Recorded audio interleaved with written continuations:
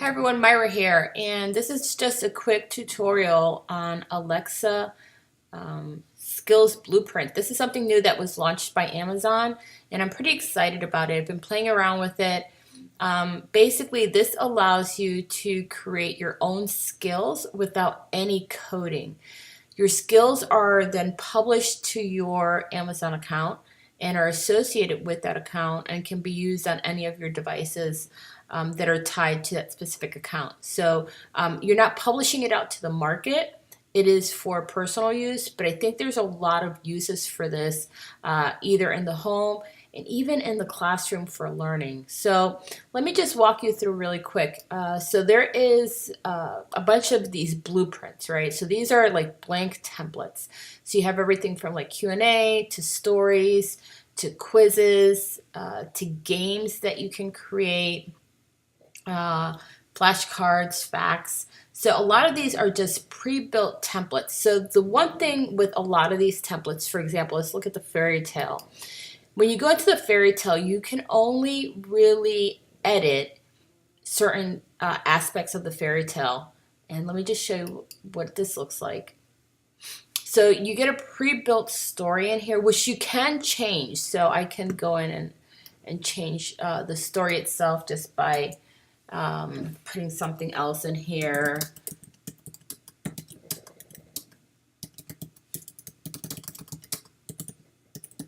Okay, but there are these additional items that you can add in here, like expressions and blanks and sounds, which is really cool. So this has, for example, horse galloping.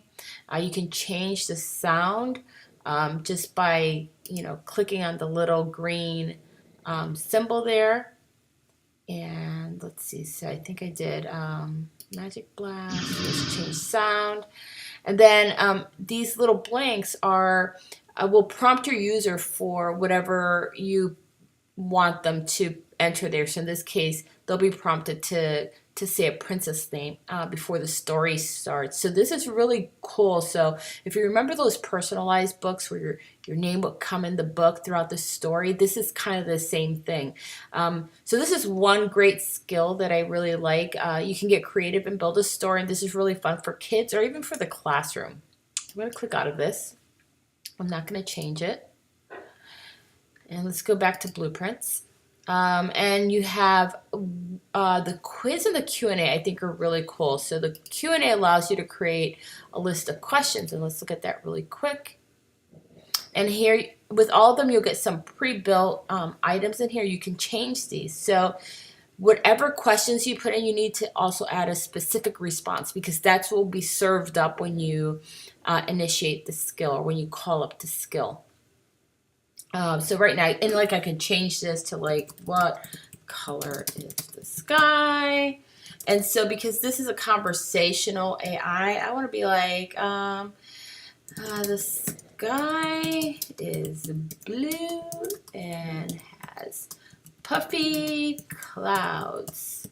And I already pre-built I added some questions as I was playing around with this. And all you would do is click next. Oops, and looks like, oh, it does not like, let's see. So this is one thing. So I had an extra space after the question mark. You need to make sure there's no extra spaces in this. Let's click update skill. So it updates the skill, and then I can play it on my device.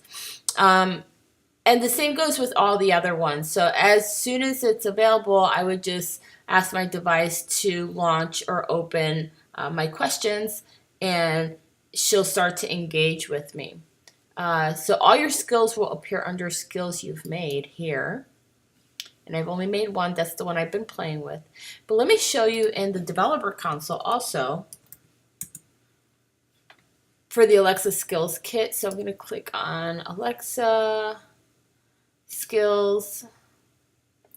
And you'll notice that it also appears here for me.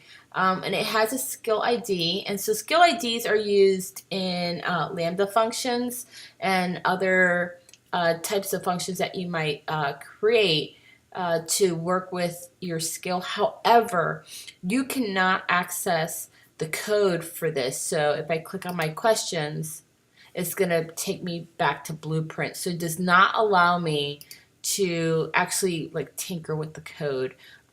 You can only work in the console with this. And unlike, so let me just show you. So like for this skill, I can't access all of this to edit like the intents and the invocation and the JSON or the endpoints for any skills created in Blueprint. So you're a little limited, but that's okay because if you're using Blueprint, you're not worrying about going through getting approval for your skill and having it marketed externally. So this can be a lot of fun. Let's go back here to Blueprint. You can create some really fun games and stuff. So I'm really excited to see what people create with this. If you create a skill, I hope that you hit me up and leave it as a comment or follow me on Twitter at Myra Made. We have Myra Mondays there where we share a lot of great tips and techniques. So I hope you found this useful. Any questions, post it as a comment.